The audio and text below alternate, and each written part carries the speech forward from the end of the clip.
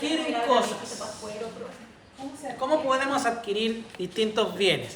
Tenemos que irnos al Código Civil, ¿ya? El Código Civil establece distintas formas de adquirir. La tradición, por donación, por sucesión por causa de muerte, por prescripción. Por tradición, por donación. Por permuta. Entonces hay distintas formas de adquirir, ¿ya? Bienes.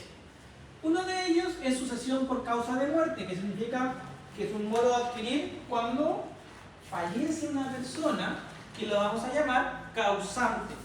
Y vamos a tener a las personas que van a ser sus herederos o legatarios, que lo van a suceder en todos sus bienes, derechos y obligaciones transmisibles. Cuando yo hablo de bienes, derechos y obligaciones, me estoy refiriendo a un activo, a un pasivo, y por lo tanto que tengo un patrimonio. Muy bien. Si una persona fallece, ¿yo estoy obligado a ser su heredero? No. A menos que haya dejado suscrito. Yo puedo repudiar su herencia. Si no la quiero. El caso más famoso de Chile en cuanto a repudio de herencia es el caso del general Pinochet, que cuando después de fallecer se terminan las causas en la Corte Suprema por el caso Rix y se determina que tuvo incrementos de patrimonio, que debía no sé cuántos miles de millones en impuestos. Entonces el pasivo que él deja es más grande que los activos que tiene, por lo tanto su familia repudia la herencia, no la quiere. Donación. Esa es otra forma de adquirir en donde una persona transfiere de forma gratuita e irrevocable una parte de sus bienes a otra que las hace. Entonces cuando el sugar les transfiere algo, entonces ahí tienen una donación. ¿Ok?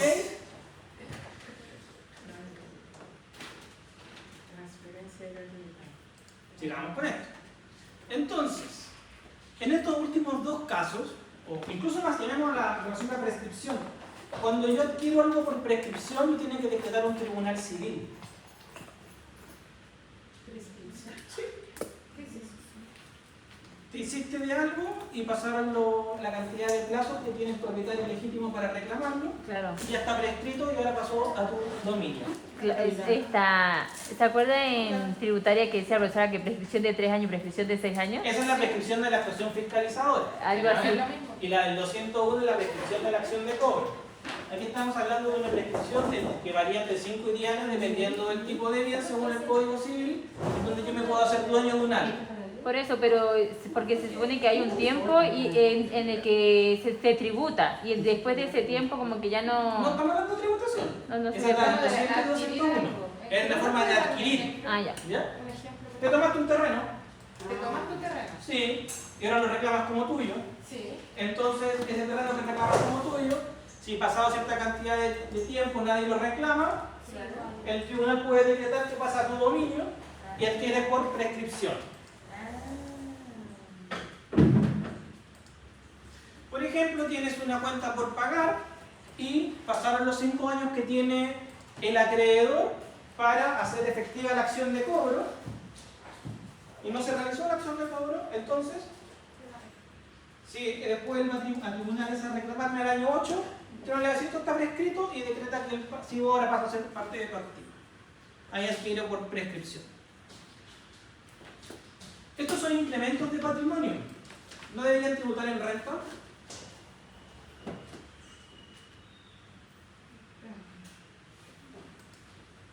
¿Por qué no tributan en renta?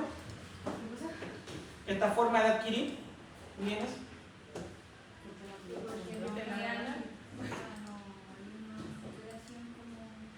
Pero si hay un incremento de patrimonio.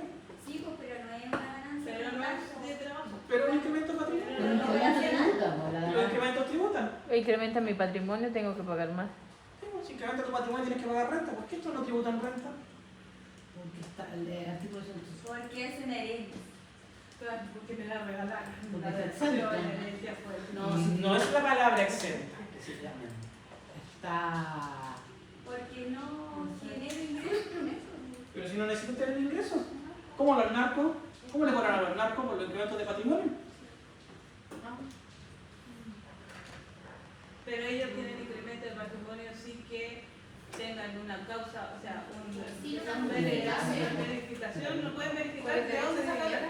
Sí, se verifica por los hechos que tuvo un incremento de patrimonio, por Por las eso, lucas pero que ellos tiene. no tienen cómo decir, ah, no, si yo me lo gané. No tienen cómo, por lo tanto tributan por el incremento de patrimonio. ¿Por qué me lo regaló? Porque esto es como absorción. Porque, veo que se olvidaron, esto es un ingreso no renta en el artículo 17. Había un ingreso no renta que decía que cuando se adquiere por sucesión por causa de muerte, por donación o por prescripción, es un ingreso no renta, por lo tanto no tributa este incremento de patrimonio. ¿Cuál es la definición de ingreso no renta? Que tengo un incremento de patrimonio y el legislador determinó que ese incremento de patrimonio no tributa. No, O pero sea, que hay la otra ley definición lo de ingreso define no así. renta. Esa es la definición, que no tributa. Porque la ley Que dice, estás dentro de lo que es el hecho grabado del artículo 2, número 2, pero las siguientes partidas no van a quedar afectas a la tributación. Por ejemplo, cuando en unos años más la luz ande mala y se enoje y pida compensación a su cónyuge, pareja, ¿ya? Por los años invertidos en su romance. ¿Cierto? Tanto sacrificio y... Entonces, las compensaciones que se deben los cónyuges uno a otro, o por la ley de matrimonio civil, o todo eso que ocurre, son un ingreso no renta porque la misma ley lo estipula que eso no tributa. De lo contrario, tributaría. Sí, porque tengo un incremento de patrimonio. ¿Ya? Entonces, esa es la lógica. Ahora bien, hay alguna interpretación en la ley que hace el servicio al respecto. ¿Ya? Y le dice, mira, también el real sentido de esta norma es que no se genere doble tributación. Porque si te voy a grabar con impuesto a la herencia y después te voy a grabar con impuesto a la renta, te estoy haciendo tributar dos veces, con dos impuestos distintos. Entonces, para ser uniforme, te dejamos tributando solo con impuesto a la herencia y donaciones, y lo que es impuesto a la renta queda como un ingreso no renta, no tributable. Y ahí viene el tema. ¿Qué pasa si yo percibo una herencia en el extranjero? ¿Tributo o no tributo? Lo que ha determinado el servicio es que si yo percibo una herencia en el extranjero, percibo una donación en el extranjero, yo no voy a tributar en Chile siempre y cuando en el extranjero exista un impuesto similar al que exista en Chile. ¿Ya? Y además, que los connacionales, cuando están en ese país en el extranjero, por ejemplo, supongamos Italia, recibo una donación en Italia, una herencia en Italia, pago el impuesto allá en Italia, entonces yo te digo acá en Chile ya, perfecto, no vas a quedar grabado. Pero si es al revés, la persona de nacionalidad italiana paga acá impuesto en Chile, entonces allá tienen que dejarlo liberado. ¿Ya? Entonces ese es el sentido de la norma, que haya reciprocidad entre las naciones. Por ejemplo, si yo voy a Perú y hago una donación, en Perú las donaciones entre familiares directos no quedan grabadas con su impuesto a las donaciones. Entonces, yo, no sé, pues, si fuera cónyuge de Carolina, si estuviéramos casados y yo le dono 10.000 millones de pesos en Perú, eso no queda grabado. Entonces, la norma te dice acá en Chile, oye, sí, mira, pero existe un impuesto similar, pero en realidad no es tan similar. Entonces no se puede invocar esa razón y no puedo dejarlo como no grabado con renta acá. Entonces, si bien es cierto, la operación se realizó en Perú, la donación se recibe en Perú, no queda grabado con impuesto a las donaciones en Chile, sí lo captura entonces impuesto a la renta. ¿Ya? Entonces, si yo hago se hace una sucesión por causa de muerte en el extranjero o se realiza una donación en el extranjero, no lo va a capturar nuestra ley de herencia y donaciones, porque el hecho grabado ocurrió en el extranjero. Por lo tanto, no lo grabo ahí. Y lo que entra a grabar es la ley de impuesto a la renta, que recuerden es sobre rentas de fuente chilena y rentas de fuente mundial. Entonces, si por una renta de fuente mundial yo tengo un incremento de patrimonio, por este concepto, ahí me va a aplicar el ingreso no renta siempre y cuando tenga algo similar a lo que tengo acá, y a las personas que están acá les dan un tratamiento igual allá, también los perdonan. ¿Por qué? Porque si a los que están allá le hacen pagar igual, respecto a las sumas que perciben en Chile y pagan impuestos en Chile, entonces voy a hacer lo mismo con ellos. Voy a buscar reciprocidad. ¿Ya?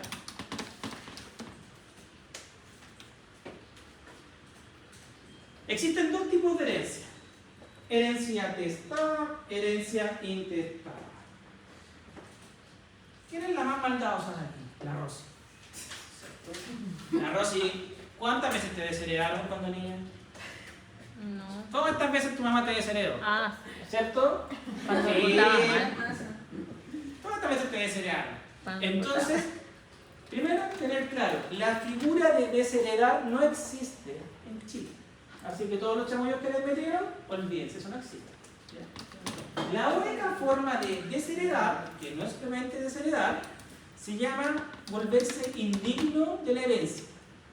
Y la única figura cuando alguien se vuelve indigno de una herencia es cuando atenta contra la vida del causante. El mejor ejemplo es el del profesor Nivaldo de Villa Alemana, que la cónyuge lo mató para quedarse con la casa con su amante. ¿Cierto? Entonces a ella el tribunal civil la declaró indigna y que no puede ser heredero, porque ella atentó contra la vida y finalmente causó la defunción del causante. Esa es la única posibilidad de que los puedan desheredar, así que luego está salvada también. Ahora, una herencia intestada es cuando no se deja testamento, y una herencia testada es cuando existe un testamento que indica cómo se van a distribuir los bienes, todo ese patrimonio, respetando la voluntad del causante, pero dentro de los parámetros que va a establecer la ley. No es algo ley. Profe, si yo no dejo herencia, no tengo hijos, pero tengo sobrinos. Ya, vamos adelante. Ah, ¿Ya? Vamos a llegar ya a los herederos. Caso más famoso de herencia testada del último tiempo, el señor Paul Matesencosud dejó dos testamentos. Primero tuvo que modificarlo, puesto que por ahí por el año 2018 le nació un hijo con la nueva señora, entonces hubo que modificar el testamento. Y el caso de herencia intestada más famoso, el presidente Piñera, que falleció sin dejar testamento. La herencia está buena, está difícil porque no hay testamento. pero qué difícil lo que todos los hijos igual.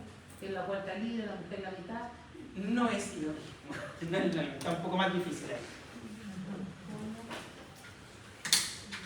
Ambos tipos de herencia tienen que pagar un impuesto que se llama impuesto de herencia y donaciones. ¿Y quiénes lo pagan? Los asignatarios, es decir, los herederos.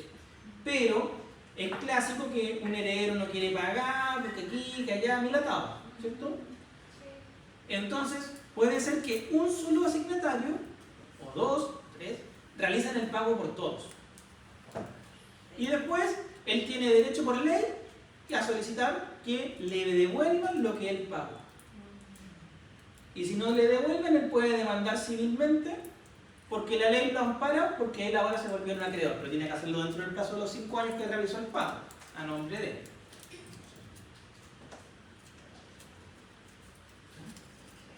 Cuando la persona va a fallecer, fallece, tiene un causante, deja bienes, casas, vehículos, ahorros, obras de arte y mil tipos de bienes a sus herederos. Quienes, en ese momento, cuando él fallece, no tienen la posesión completa de los bienes. ¿Por qué? Porque un bien tiene tres características. Tiene el derecho al uso, el derecho al goce y el derecho a disponer. Entonces, cuando la persona fallece, los herederos tienen derecho al uso, al goce, pero no pueden disponer, es decir, no pueden enajenar, hasta que esté realizado todo este trámite de posesión efectiva, pago de impuesto a la herencia y los bienes queden inscritos a nombre de los herederos. La solicitud de posesión efectiva se va a realizar ante el registro civil cuando tenga una herencia intestada. ¿Qué es una posesión efectiva? Es una resolución que va a sacar el registro civil en este caso, que va a indicar los datos del causante, su domicilio y un montón de datos, y después va a indicar quiénes son sus herederos. El registro civil va a decir, ellos son sus herederos. independiente que uno coloca quienes cree que son los herederos, a veces aparecen sorpresas y el registro civil te coloca más herederos o te saca. ¿Ya? Y después se detalla el inventario de los bienes y pasivos, activos y pasivos que esta persona tiene. ¿Ya? Esta solicitud se hace por internet en el registro civil y si yo digo que tengo, no sé, pues dinero en la cuenta corriente del banco, tengo que demostrárselo al registro civil para que lo incorporen en la posición efectiva. El registro civil lo que va a verificar, lo que yo estoy indicando, tiene que estar respaldado. Cuando tengo una herencia testada, este trámite se realiza ante los tribunales civiles. Y aquí se nos abren dos caminos, dependiendo del tribunal. El tribunal, que es como el forro, y el tribunal, que es más diligente. El tribunal que ahí nomás, el abogado va a hacer la presentación y les va a entregar un oficio y le dice, tome, lleve esto al registro civil. Y el abogado va a tener que llevar al registro civil el oficio del tribunal y en ese, el tribunal le indica al registro civil, envíeme el testamento e indíqueme quiénes son los herederos legales según sus bases de datos. Luego se va a contrastar ese testamento con los herederos legales. Le tengo que aportar el inventario de los bienes al tribunal, ¿ya? Y el tribunal va a sacar una resolución de posesión efectiva, donde va a indicar quiénes son los herederos, según lo indicado por el registro civil y testamento, cuáles son los bienes, según el testamento, el inventario que el contribuyente indique, sus herederos. Y después me va a decir, tome, vaya a impuestos internos y declare y pague el impuesto.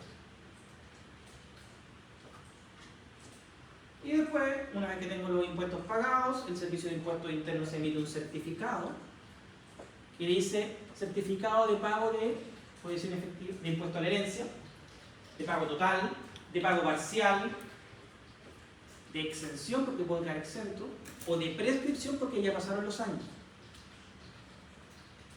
Y luego el tribunal va a sacar una serie de oficios donde va a indicar inscriba los bienes. Un oficio para el conservador de bienes raíces, si tengo 8 propiedades, 8 oficios indicando que hay que inscribir esas 8 propiedades, y uno va a tener que llevar todo eso a los lugares correspondientes. Cuando tengo un muy buen tribunal, el tribunal se encarga de todo.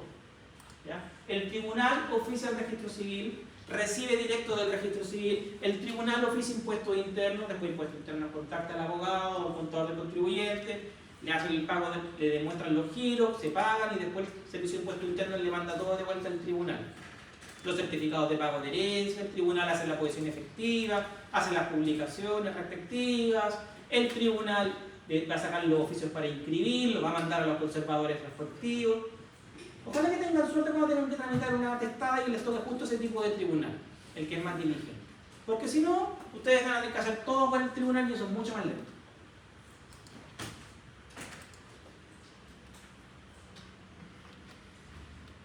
¿Quiénes pueden ser los herederos? Hay reglas. ¿Ya? Esto aplica a las intestadas. ¿Ya? Las testadas después las vamos a ver. Pero también va a seguir de cierta manera estas reglas en algunas partes. En primer lugar, la regla 1 me dice, ¿hay cónyuge e hijos? ¿O descendientes de los hijos? ¿Descendientes de estos últimos? Sí, entonces solo ellos son herederos. Si no hay cónyuge, son herederos solo los hijos. Por ejemplo, el causante está soltero, el causante está viudo. Si no hay hijos, subimos en la regla a la número 2 y vamos a buscar el cónyuge y ascendientes. Esto solamente aplica cuando no hay descendencia. Si no hay cónyuge, todo se divide en los ascendientes. Ahora, si hay cónyuge y no hay ascendientes, todo queda en el cónyuge. Supongamos que Luz, ¿usted está casada? Ya, entonces si Luz tiene hijo, ya. Si Luz falleciera, entonces una parte queda a su cónyuge sobreviviente, y la otra parte se va a sus ascendientes. Si Luz no estuviera casada, no tiene hijos, entonces todo se va a sus ascendientes. ¿Ya? Si, decíamos, no hay ascendientes, todo queda en el cónyuge. Y así pasamos a la tercera regla. No habiendo cónyuge y o ascendientes, vamos a buscar a los hermanos.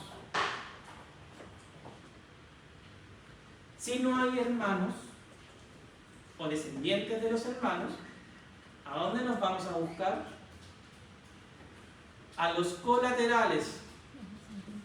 ¿Cuáles colaterales? Primero de tercer grado, es decir, 1 grado subo a los padres, 2 grados subo a los abuelos, 3 grados bajo a los tíos, 4 grados bajo a los primos, 5 grados bajo a los hijos de los primos y 6º grado a los nietos de los primos. ¿Puede llegar una herencia padre? Sí, esa es la regla número 4. Y si no encontrásemos nada con la regla número 4, llega la regla número 5, en donde el último heredero al intestato es el fisco. Si no hay heredero, la herencia está vacante, se va al fisco. Y el fisco te va a pagar un premio del 20% de la herencia que tú encontraste para el fisco. Te puedes volver una cazadora de herencia. ¿Agradecido o más? ¿Sí? Te Acampar. Oye, gracias, me llegaste con este patrimonio, toma un poquito para ti. Algo te damos. Si te dan un 20% de la herencia que encontraste. Aquí no la herencia. Esas son las normas para separar. ¿Quién es el sujeto de impuesto? Bueno, tengo que primero ver el valor líquido o acervo líquido, que significa el total de la masa hereditaria. ¿Cuánto es el patrimonio? Y respecto a este patrimonio vamos a tener que separarlo por heredero. Vamos a ver cómo se distribuye. Y cada uno de los asignatarios o herederos se va a volver el sujeto pasivo del impuesto. Lógicamente no le puedo cobrar el impuesto a quien falleció. Le tengo que cobrar el impuesto a quién? A sus herederos. ¿Ya? La declaración y pago, cuando tengo una donación, ¿a quién afecta? A la persona que es beneficiaria de la donación. Profe, ¿y si no está casado y convive con esa persona? No es heredero. No es heredero. Aunque esté toda la vida. No es heredero. En caso de que fuera intestado. Ya les voy a dar la solución. Bueno, entonces, la base imponible vamos a tener que valorizar los bienes y esto se hace de conformidad al artículo 46 y 46 bis de la ley del ramo. Y además existen algunas exenciones, pero yo creo que el término exención está mal utilizado. No es una exención. ¿Qué es una exención? ¿Uno puede decir que es una exención, que algo está exento? Que no está dentro de los parámetros. Y no queda afecto, ¿cierto? Pero que afecta, vale. Ya, eso es una exención. Entonces, cuando tengo, lo que tengo aquí son rebajas a la base imponible, más que exención. ¿Ya? Son rebajas a la base imponible. Hijos, cónyuge y ascendientes tienen una rebaja de 600 UTM. Hermano, medio hermano, colaterales tercer y cuarto grado tienen una rebaja de 60 UTM en la base imponible. Y colaterales quinto y sexto, sin rebaja. ¿Ya? Entonces, ojo con esto. No es una exención, es rebaja a la base imponible. Cada asignatario determina su base imponible y le hago una rebaja a la base imponible y así determino el monto a pagar. Con esa nueva base imponible rebajada. Por lo tanto, no es propiamente tal una exención. ¿Cómo valorizo los bienes? Esto está en el artículo 46 y 46 bis de la ley del ramo. ¿Qué dice? El valor de los bienes raíces agrícolas y no agrícolas se debe registrar según el avalúo fiscal del semestre en que ocurre el fallecimiento del causante. Yo en ese caso tengo que sacar un certificado de avalúo fiscal de la página del servicio para herencias. Y me pregunta el año y el semestre, no un certificado de avalúo fiscal normal. Cuando uno va a un certificado de avalúo fiscal normal, dice monto afecto, monto exento, monto total. Eso es para contribuciones, para impuesto territorial. Yo necesito el certificado de avalúo fiscal para impuesto a la herencia. ¿No es el mismo entonces? Es el mismo, no es el mismo, porque el otro te dice avalúo afecto impuesto territorial, avalúo exento impuesto territorial, total. Yo tengo que tomar el total.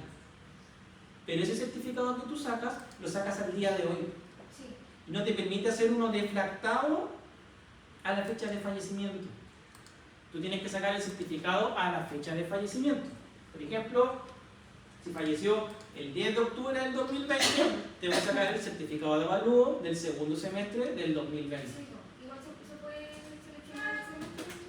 Sí, pero esa opción solo te lo da el de herencia. Yo ¿Ya? saqué cuando falleció mi papá, mi mamá hizo la posesión efectiva con leyes, después no quería hacer nada. Y tuvimos que sacar ese. Sí, porque hay que ir a buscar el otro que Yo está... me acuerdo que me dijo, necesito que lo saques. Y yo así, ¿qué saco? Sí, ese, hay que ir a buscar ese. ¿Ya? Ahora, alguna norma excepcional con esto. Cuando el causante adquiere un bien y fallece dentro de un plazo de 3 años, se utiliza el valor de adquisición reajustado, si es que éste llegase a ser superior al avalúo fiscal. Bienes excluidos del avalúo fiscal agrícola. Cuando yo tengo un bien raíz agrícola, lo único que está tasado es el paño. No están tasadas las urbanizaciones.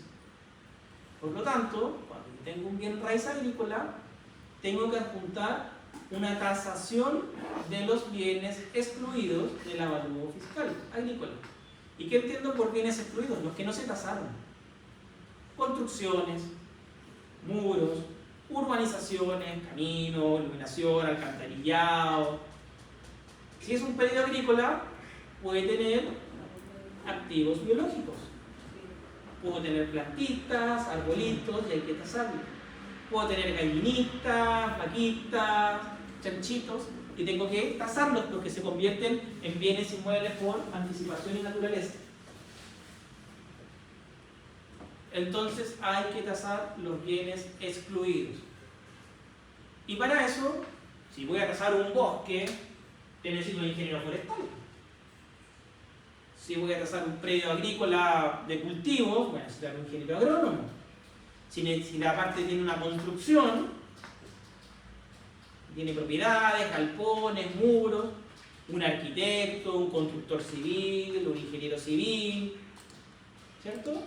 Entonces tengo que buscar profesionales idóneos para que me tasen ese predio fiscal agrícola. Porque el avalúo fiscal no lo considera, porque estos son bienes excluidos, no están tasados. Y se valorizan a valor corriente en plaza, es decir, precio de mercado. Bienes muebles. Si el contribuyente tiene bienes muebles, nuestro causante, tienen que valorizarse el valor corriente en plaza. Y aquí hay un tema, ¿no? ¿En plaza significa? El valor de mercado. Si tiene menaje, claro, una persona cuando fallece se supone que tiene un menaje en su propiedad, ¿cierto?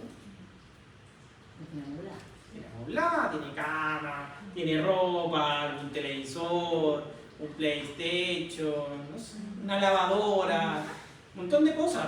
Entonces todo eso también tiene que tasarse. Hay que hacer un inventario y valorizarlo. Y la gran mayoría de los contribuyentes no utilizan el inventario, sino que utilizan una opción que les da la ley donde dice hagamos una presunción que el 20% del valor del avalúo fiscal va a ser el menaje. Y esto siempre se aplica al último domicilio que tuvo registrado el contribuyente. Ahora, cuando la persona fallece en un hogar de ancianos, ahí no se le aplica este menaje. No. Ahora, distinto también es el caso en donde yo tengo una persona que tiene una pura propiedad y le aplico un menaje a una persona que tiene 9 propiedades y las 9 las tiene amobladas porque las arrienda. Entonces voy a tener que aplicar el menaje a las 9. ¿Ya?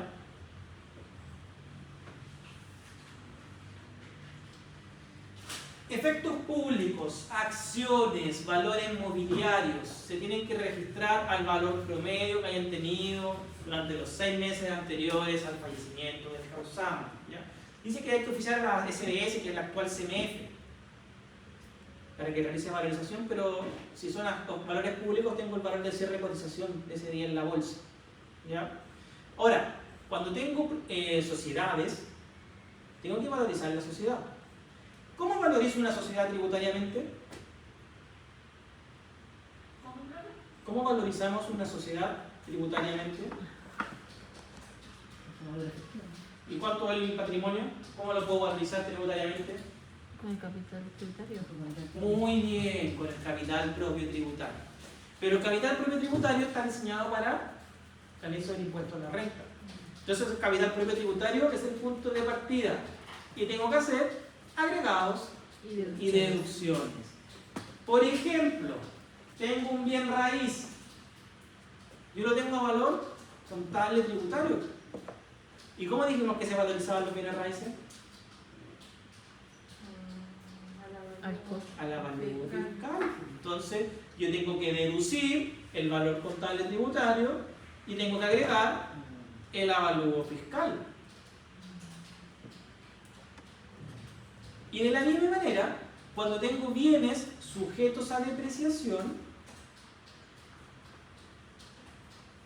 el monto que voy a registrar va a ser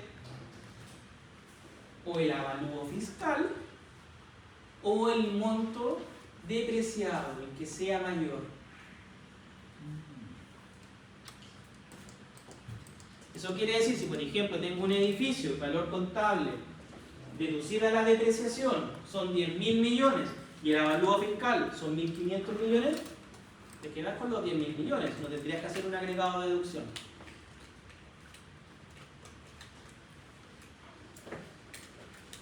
Los valores mobiliarios como depósitos, fondos mutuos, ¿cómo los valorizo? Bueno, tengo que ir al banco. ¿Cuánto tengo en la cuenta corriente? Tengo una cuenta vista, tengo una cuenta de ahorro, tengo depósitos a plazo, y el banco les va a entregar certificados por cada uno de los movimientos que tengo. Y ahí los deditos, cuánto tengo en cada una de las cuentas. Además, los créditos, los pasivos. Yo puedo rebajar los pasivos que la persona tenga. Puedo rebajar los gastos de la última enfermedad, siempre y cuando no estén sujetos a un seguro de degravamen. Porque si está sujeto a seguro de degravamen, no es pasivo para los herederos. Claro, entonces hay que revisar que nada de eso esté cubierto con un seguro de degravamen. Exacto. Ahora, si tienen una herencia que va a estar exenta, si ustedes ven que está exento de esto, ¿para qué van a colocar los pasivos? ¿Ya? ¿Para qué se van a complicar? Quieren que fluya esta cuestión, no quieren que se quede pegado porque le van a exigir acreditar los pasivos, que aquí y allá. Eso no tiene sentido. Los vehículos, ¿cómo se valorizan? Con su tasación fiscal. Un vehículo. Por ejemplo, la persona falleció, dijimos, ahora en el 2024 y tiene un vehículo que compró en el 2019. Necesito la tasación fiscal de ese vehículo, año 2019, en el 2024, que es cuando él fallece, ¿cierto? Hasta ahí se ve como fácil esa parte, ¿o no? Los vehículos. Pero ¿qué pasa cuando yo tengo un vehículo que lo compré el 15 de octubre del 2025? ¿Ese vehículo tiene tasación? ¿Tendrá tasación el próximo año? Tampoco va a tener tasación fiscal el próximo año, porque ese vehículo no se inscribió como un vehículo 2025. ¿Cómo se inscribió? Como 2026, muy bien. Entonces, ¿cuándo va a tener una tasación fiscal ese vehículo? El 27 recién. En el caso de los vehículos, cuando están en esa situación, se coloca el valor de adquisición.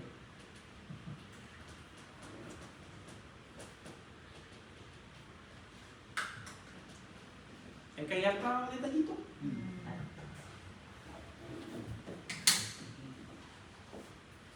Ahora, si tengo un vehículo hechizo o algo que no tiene tasación fiscal, hay que pedirle a la municipalidad que lo tase, que es el director de obras municipales, el que le encargaba de tasar ese tipo de situaciones. ¿Cómo se distribuye una herencia testada? Me faltó algo. Fondos previsionales. Los dineros en AFP, los fondos previsionales o en APB, se suman a la masa hereditaria. Pero estos tienen una exención, o mejor dicho, una rebaja, hasta 5.000 UFs. Por lo tanto, si yo tengo 6.000 UFs en AFP, yo coloco las 6.000, cuando tenga que declarar el impuesto a la herencia, le puedo rebajar hasta 5.000 y tributo solo por 1.000. En el caso que yo tenga, por ejemplo, solo 2.500 UF en la AFP, no puedo usar la rebaja hasta las 5.000, solo hasta las 2.500. Se parece a la norma de capitales mobiliarios que vimos hace un tiempo, ¿se acuerdan? No puedo rebajar más allá de lo que tengo. Exacto. Con las propiedades también hay algunas exenciones. Cuando yo tengo un bien raíz de FL2 de primera adquisición, está exento del impuesto a la herencia. Pero si yo compré un bien raíz que es de FL2 usado, no tiene esa exención. ¿Y eso no se Supongamos que tengo un departamento. El departamento me costó 120 millones. Ya, ahora fallezco. Pero es de FL2, de primera adquisición. Por lo tanto, no ingresa a la masa hereditaria. O sea, ingresa y se resta. La primera adquisición es el único que compré. No, de primera adquisición que soy el primer dueño. El primero. Exacto. Yo puedo tener 8 de primera adquisición y ninguno va a tributar. Porque son de FL2. Claro, interesante ese lado. Sí, porque mientras sean de FL2 de primera adquisición.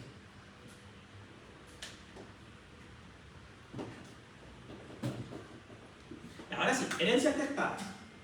¿Cómo se distribuye una herencia testada? La vamos a dividir en 4 partes y 2 partes las vamos a fusionar. Y eso se va a llamar la mitad legitimaria. Ese 50% es forzoso a los herederos legitimarios que tenga el causante. Y son legitimarios, cónyuge e hijos. Ellos se tienen que distribuir esa mitad. Luego tenemos la cuarta de mejora. En la cuarta de mejora, el causante al dictar su testamento va a decir: mira, Carolina siempre me acompañó, estuvo a mi lado, fue mi hija favorita, 1000 cosas. Entonces yo le quiero dejar todo a Carolina. Perfecto, le dejamos todo a Carolina. Pero también podría decir: mira, sabes que la Luz fue una hija que siempre la tuvo difícil, le ha costado más todo, siempre tiene que remar el doble, la quiero ayudar más, porque siento que está más desprovida para el resto de la vida, entonces le dejo la cuarta de mejora a la Luz. El causante elige a quién le deja la cuarta de mejora, a quién más quiere, a quién lo acompañó. Él va a tener los parámetros que él diga, pero tiene que ser un legitimario. Eso le iba a preguntar. Sí. O puede ser a todos los legitimarios, por igual, por partes separadas. Él va a determinar esa parte. Eso es de libre disposición, ¿ya? Dentro de los legitimarios. Entonces, como ven, el 75% de la herencia va a quedar sí o sí En la familia. a los legitimarios. Y tengo algo que se llama la cuarta de libre disposición, que equivale al 25% de la herencia, que yo se lo puedo dejar a quien quiera, persona natural o persona jurídica. Lo puedo donar. Sí. ¿Se lo puedo dejar al gatito? No, no puedo. ¿Qué es lo que tengo que hacer si se lo quiero dejar al gatito? A una persona que se encarga del gatito. El dueño. Arma una fundación y déjaselo a la fundación que se encarga de cuidar al Gatuna, gatito. a la Fundación Gatuna. ¿Cierto? ¿Tiene que ser fundación o puede ser persona? Persona, pero es que sería más fácil armar una persona jurídica y yo le dejo esa parte a la persona jurídica que se va a encargar de cuidar al gatito. ¿Cierto? Oye, ¿estos son? ¿Yo puedo donar a una persona jurídica? O sea, ¿legar a una persona jurídica? Sí. Entonces arma una fundación que se encargue del cuidado de tu mascota para cuando tú no estés, que tenga un director, una persona responsable que va a quedar a cargo y va a tener que administrar eso. El testamento de Federico Santamaría. ¿Qué ocurre con el testamento de Federico Santamaría?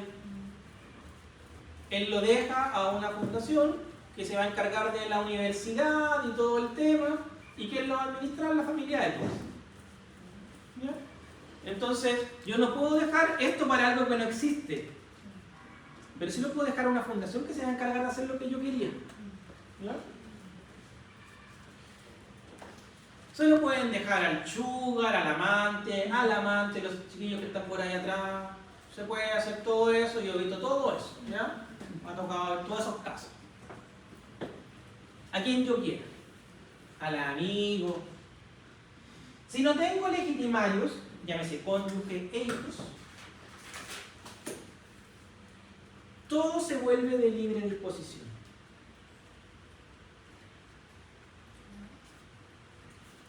Entonces, si alguien tiene algún tío por ahí que nunca tuvo familia y que les ha dicho que quiere dejarles algo, entonces esta es la única forma. Porque si no, vimos con las otras reglas que no va a llegar a los sobrinos directamente. Primero tiene que pasar por los hermanos, por los ascendientes, entonces porque es intestado. Entonces la única forma de hacerlo es a través de este mecanismo. Por ejemplo, una familia, un matrimonio ya mayor, ¿puede heredar directo a los nietos? No, no puede heredar directo a los nietos. Sí, la cuarta de libre disposición, es lo único que podría hacer. Salvo que utilicen un artilugio. ¿Cómo se llama? No. Que los herederos repudien la herencia, y cuando un heredero repudia la herencia, lo demás aumenta la masa de los otros herederos. Entonces, si todos los hijos repudian, todo se vuelve cuarta de libre disposición y quedan los nietos. O bien, que los herederos cedan sus derechos hereditarios, que también se da eso. Yo puedo comprarle a una persona o cederle a título gratuito sus derechos hereditarios y ahora yo la represento dentro de la herencia. Yo tomo todos sus derechos, tomo todos sus atributos en el sentido de las exenciones, los recargos, y en vez de estar él, estoy yo. ¿Ya?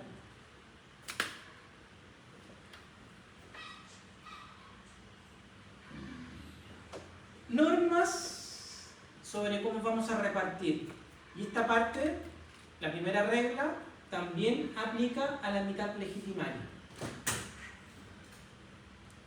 Dijimos que cuando tengo hijos se excluyen todos los demás herederos salvo el cónyuge. Esta es la primera regla que voy a utilizar. Si existen solo hijos, se dividen partes iguales entre los hijos.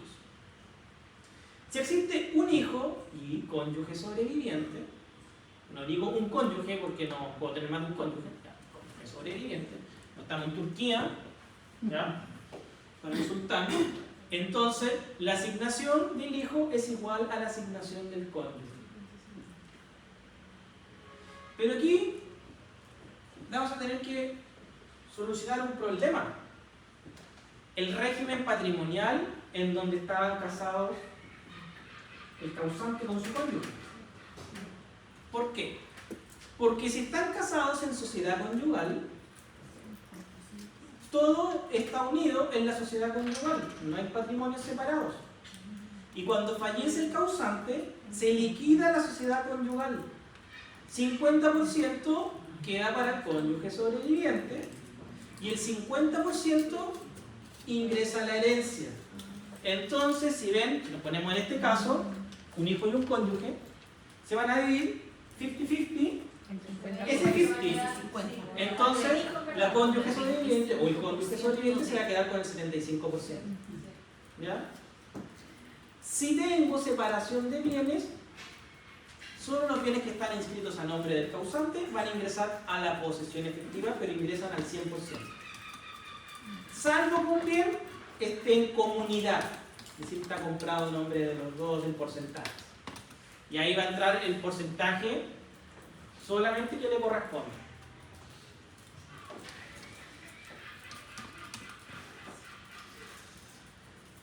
Así con el régimen conyugal, ¿ya? Pero también, a pesar de estar en sociedad conyugal, hay dos tipos de bienes que van a ingresar al 100%. Si una persona está en sociedad conyugal y esa persona hereda de otro causante, entonces cuando esa persona hereda, ese bien es exclusivamente suyo y no entra a la sociedad conyugal. Y entonces cuando fallece, ese bien que heredó ingresa al 100% en la posesión efectiva. Lo ingresa por la mitad. Y el otro bien, por muy curioso que parezca, son los premios de lotería. También ingresan al 100%. El tema es que tendría que tener las lucas bajo el colchón. Porque lo más lógico es que yo recibo las lucas, empiezo a hacer inversiones para allá, para acá, y ahí ya se confunde con la sociedad conyugal. Porque se pierde el dinero. A menos que se pueda permitir y realizar la trazabilidad. Entiendo, pero... Sí. pero eso. Si existe más de un hijo, pero menos de 7, entonces el cónyuge sobreviviente recibe el doble de los hijos. Supongamos que tengo 3 hijos y cónyuge sobreviviente. Entonces, tengo 3 más 2, 5. Por lo tanto, la herencia se divide en 5. Cada hijo le toca un quinto y el cónyuge sobreviviente le toca 2 quintos. Por eso, el cónyuge sobreviviente tiene el doble de un hijo. Pero recuerden, respecto de la parte que está en la herencia. Si hay más de 7 hijos, al cónyuge sobreviviente le toca la cuarta parte, 25%. Y el restante 75 se divide entre el resto de los hijos. Eso todavía aplica porque todavía hay gente que está viva o que está falleciendo en esos tiempos donde no había televisión y tenían hartos hijos. ¿Ya? Nuestra familia es grande. Claro, cuando las familias eran grandes y todo lo que conlleva eso. ¿Ya? Esa es la primera regla. Y esta regla va a aplicar también a la mitad legitimaria.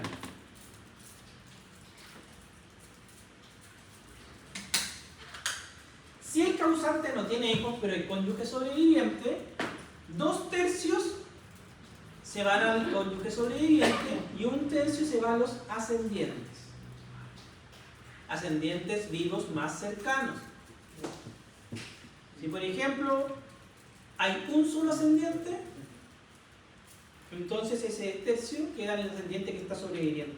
¿Ya? No se separan dos. Cuando habla de ascendientes, ¿se refiere a los padres? ¿Padres o abuelos? Padres, abuelos, bisabuelos, abuelos, o sea, arriba. ¿Ya? Tíos hay, no. No hay tope, porque dice ascendiente. Más cercano. Sí. Si existe solo cónyuge es fácil, el 100%. Si solo existen ascendientes, entonces a los ascendientes en partes iguales. No existiendo ninguno de los anteriores, pasamos a la tercera regla, nos vamos a buscar a los hermanos y los medios hermanos. Si tengo hermanos, se divide en partes iguales. Si tengo solo medios hermanos, se divide en partes iguales.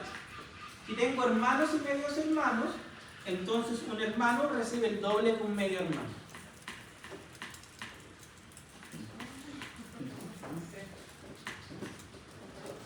Si no existiera hermanos ni medios hermanos, pasamos ya a los colaterales tercero, cuarto, quinto y sexto grado. Y siempre se busca el grado más próximo y hasta ahí se corta. Y los que están ahí en partes iguales. Entonces, si por ejemplo tuviera un primo, pero hay 2 primos fallecidos, la parte de los primos fallecidos se distribuye entre los herederos del primo fallecido. Si hay 4 primos, entonces 25% para cada uno, y el que falleció, sus herederos van a ir a buscar ese 25%.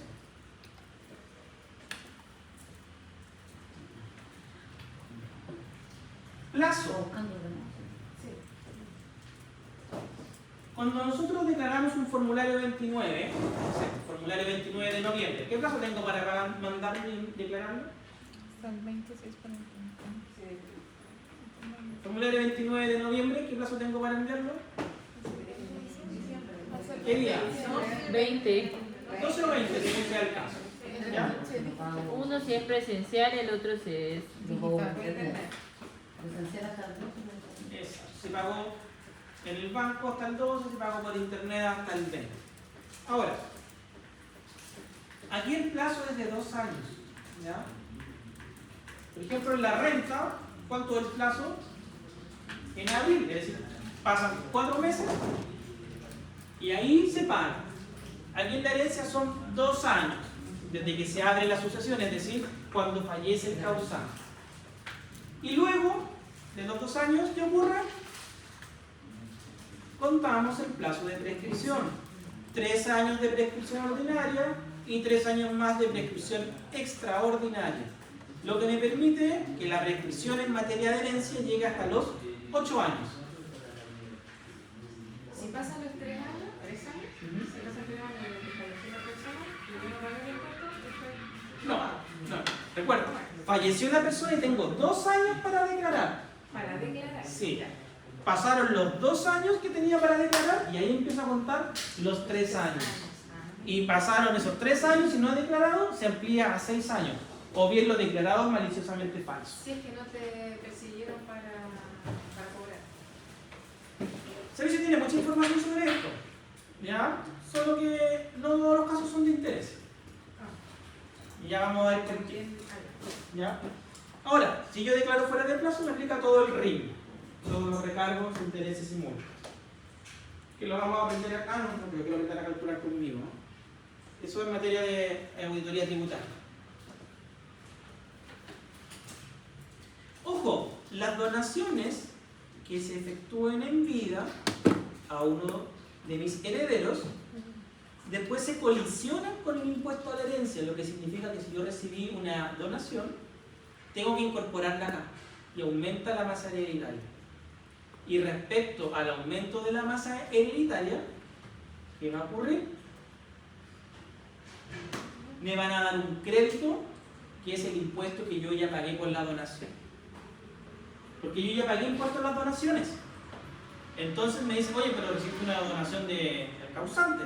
Entonces, eso que recibiste tienes que igual sumarlo a la base imponible del impuesto a la herencia y del impuesto que se calcule, yo te doy como crédito el impuesto a las donaciones que ya pagaste.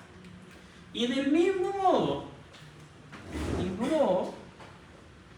cuando tengo herencias en cadena, por ejemplo, fallece uno de los cónyuges, el otro cónyuge hace la declaración y pago de impuestos, y ahora fallece el otro cónyuge, entonces la parte que ese cónyuge ya pagó también tiene un crédito para sus herederos. Porque este cónyuge se hizo con parte del patrimonio que le asignaron en la primera herencia y ahora fallece. Y ahora, claro. Entonces ahora se distribuye a los herederos de este Porque cónyuge. ya pagamos por eso. ¿no? Exacto, como ya pagaste por eso, Ya pagué por eso, ahora tengo que... Independiente me da del plazo descuento, de tiempo. ¿no? Sí. Porque sería doble tributación también. sí, pero en el fondo estaría bien que haya doble deducción porque son hechos grabados distintos. Pero hay una franquicia en donde te permiten reconocer el impuesto que pagó el cónyuge original por sobre la primera posición efectiva.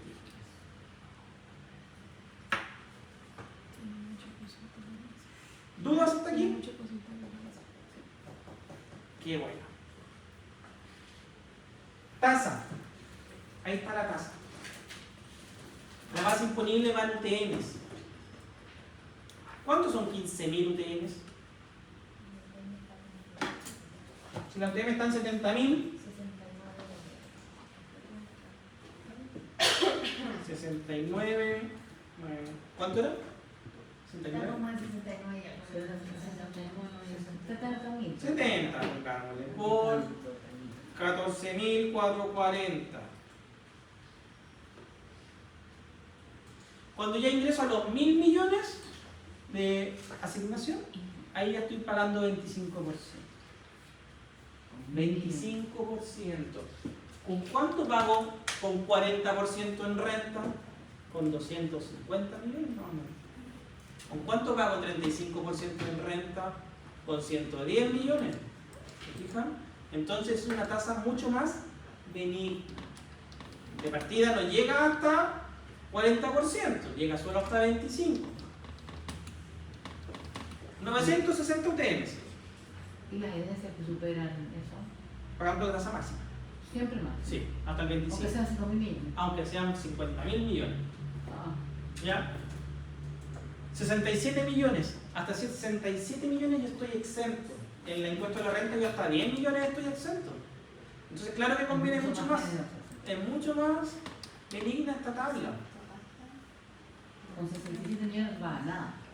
No pagan nada, el 1%. ¿Ya? Pongamos una herencia de 67 millones 200. Está exento. ¿Ya? Ahora pongamos una de 70 millones. 700.000 pesos. Pero también tiene una cantidad a deducir, igual que el global. ¿Ya? No es tan terrible. No, para nada. No, para nada.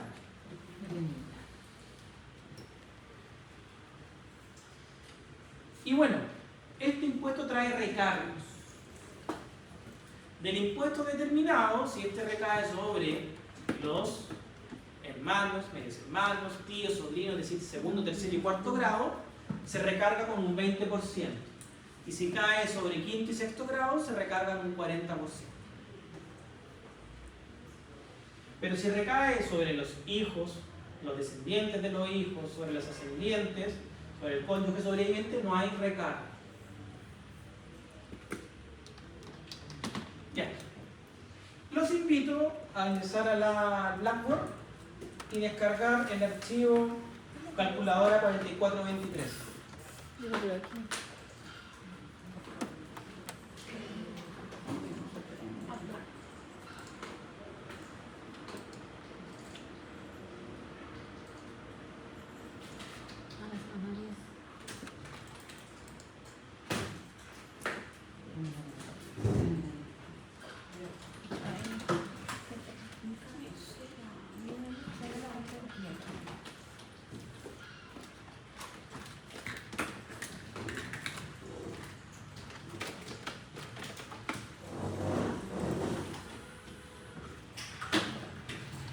¿Trabajo?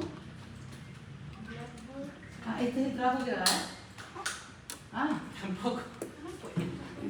es que no me prende mi computador, ¿lo puedo hacer este? Sí, háganlo. Ay, Van a descargar un archivo que se llama calculadora 4423 ¿En qué se llama esto? en la semana 9. Se llama calculadora F4423. Sí.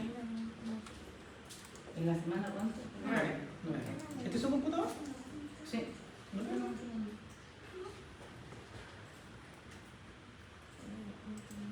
No importa, no voy, después lo voy a pasar.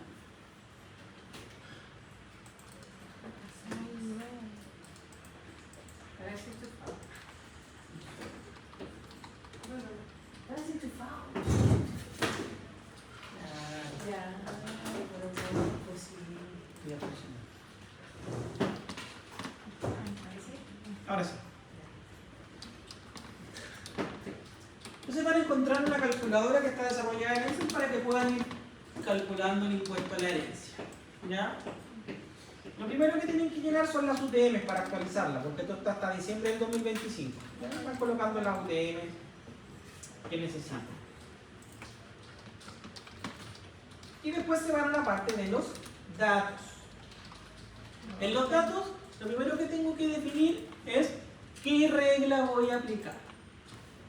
Regla de los hijos, regla de los ascendentes, regla de los hermanos y medios hermanos o regla de los colaterales.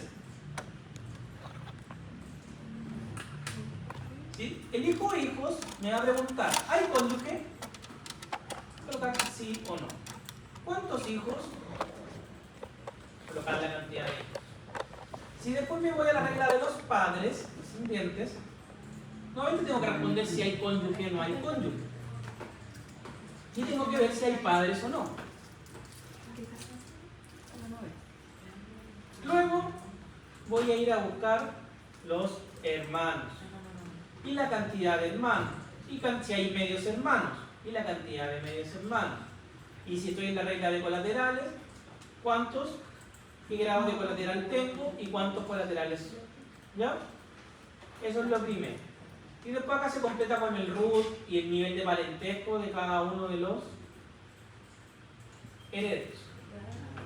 Hagamos un primer caso, primer ejemplo, bien suavecito.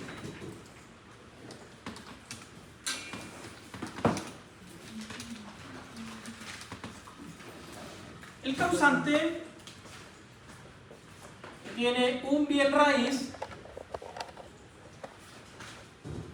cuyo avalúo fiscal son 150 millones.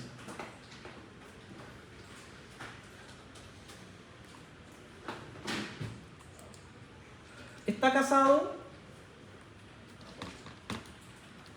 con separación de bienes. Tiene un vehículo avaluado en 20 millones. El bien raíz es de FL2, pero no es primera adquisición. Y este es su último domicilio. Y tiene en la cuenta corriente 2 millones y tiene un depósito a plazo por 60 millones. Resolvamos. ¿Cuántos herederos tiene? Cónyuge más 2 hijos. Entonces, vamos a resolver acá. Voy a poner cualquier ruta aquí. ¿Sí? ¿Cuenta qué uso por ser? Cuenta corriente. Entonces después en la calculadora colocan, ya, este va a ser cónyuge, este va a ser hijo y este va a ser hijo. Y hay que completar los datos del formulario. Ya. ¿Cuánto dijimos que valía el bien raíz? 150. ¿Está en sociedad conyugal? No, no está en sociedad conyugal. separación de bienes. Vale los 150 enteros. ¿Es de FL2 de primera adquisición? No, por lo tanto no tiene la exención. ¿Tiene vehículo? Sí. ¿Cuánto es la tasación? 20 millones. Menaje. Vamos a tener que usar la presunción. Es el 20% del último domicilio. Entonces, 30 millones. ¿Qué más tiene? Un depósito a plazo. Y tiene la cuenta corriente. ¿Cuánto tiene la cuenta corriente? 2. 2. ¿Cuánto tiene en el DAP? ¿Depósito a plazo? Tienen 60. 60. 60. 62. Por lo tanto tiene 62 millones. La base imponible, la masa hereditaria, son 262 millones. ¿Cuándo falleció? Bueno, pusimos eso. Vamos a poner que falleció el 30 de abril del 2024 después de ver lo que tenía que pagar en el impuesto a la renta. ¿Ya? Fecha de defunción 30 del 4 del 24. Y ahí me voy a ir a buscar solito el valor de la UTM. ¿Por qué? Porque mi asignación son 262 millones. ¿Cómo lo voy a distribuir? El cónyuge tiene el doble de cada hijo. Es decir, si cada hijo tiene 65.500, el cónyuge ¿cuánto tiene que tener? 131 y me cuadra. Profe, porque no sé esa cosa. Entonces aquí, Ahora está lo mismo que hay. ¿cómo? No está automatizado. Por lo menos acá no hay. Algunos da igual. ¿Corrigió los datos? Sí. Colocó que Mira, los 34 root, millones. si era cónyuge, que era hijo. Es que ahí en la asignación nos da otro valor. Hay una asignación. ¿Fueron completando el formulario conmigo? Sí, Profe, Pero eso está mal. 150, 20 y los 30, ¿cómo lo sacó? Negocio, empresa, nosotros- los 30.000. El menaje fue el ¿Cuál es 30%. el 30%? de la Lo cosa. sacó el 20% de los 150. Ah, Ya. ya. ¿Llegaron hasta los 262 millones? Sí. Ya. Entonces el problema lo tienen en la columna datos. Regla aplicar. Hijos. Cónyuge. Sí. Cantidad de hijos. Dos. Completaron acá. Arriba. Colocaron las 3 personas, los 3 herederos. Y le pusieron que es cónyuge, le pusieron que es hijo. Sí. Sí. Tengo que colocar eso. Y ahí te va a determinar y te va a distribuir esto en cada heredero. Luego, cuando tengo estos valores en pesos, se tienen que convertir a UTM. ¿Con cuál UTM? La UTM de la fecha de fallecimiento. Y luego le va a dar la exención en este caso de las 600. A mí no me salen esos datos. ¿Completó correctamente la base imponible? ¿262 millones? Sí, Ya, entonces el problema está en la hoja datos. es que también tengo lo mismo que ustedes. Colocó hijos, cónyuge, 2 hijos. Sí, Ya, arriba colocó 3 herederos y le colocó el parentesco de cada heredero. es que no veo. ¿Puede adelantar eso, por favor? No puedo ver. Ahí. Sin datos y acá hay que poner un grupo. Inventario un root. Y al lado le colocas el parentesco. Por ejemplo, si yo le colocara hermano, me va a dar 0. ¿Se fijan? Coloco cónyuge, ahí me va a dar la exención. Y me va a dar la asignación. Y después en el formulario me va a ir a dar Me quedan 130. la base imponible, le da la exención y le calcula el impuesto según la Los hijos. tabla. A ver, aquí. Y el recargo si estuviera el impuesto total por cada heredero, el impuesto total de la cuenta efectiva, y se lo va a hacer todo. De la cuenta y del La depósito a plazo. corriente, ya. Y aquí dice 130. O 132 millones y 65 millones, ¿no? Esto cuando lo hacen en la página del servicio, tienen una aplicación muy buena 2 millones y tanto. que hace lo mismo que hace este formulario porque la aplicación que está en la página del servicio se basa en este formulario. 262. La valor de la ¿Qué va UTM. colocando?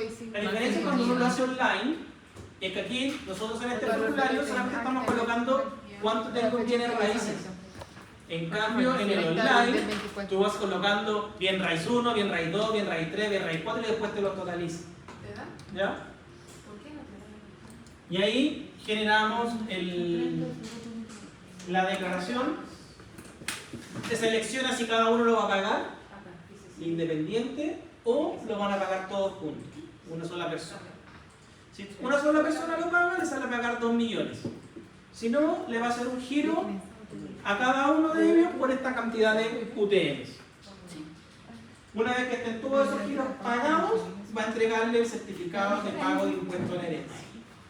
Y en algunos casos ocurre que sale unas lucas considerables a pagar y yo no tengo el efectivo para pagarlo, pero los dineros que podría tener para pagarlos están retenidos en el banco, tal vez en un fondo mutuo, en la cuenta corriente.